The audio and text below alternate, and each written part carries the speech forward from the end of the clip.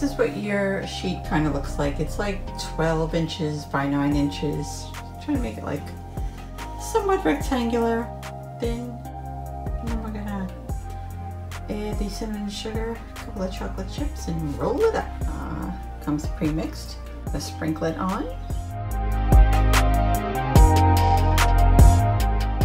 Smells amazing. It's really a small amount. I'm gonna put a little dark chocolate in here too. Just a couple of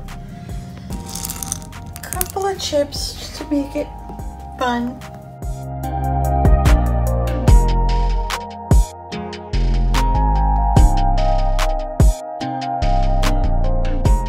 Here is our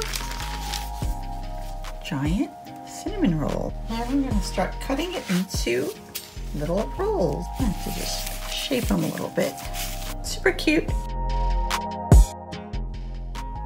Now we're going to preheat the air fryer.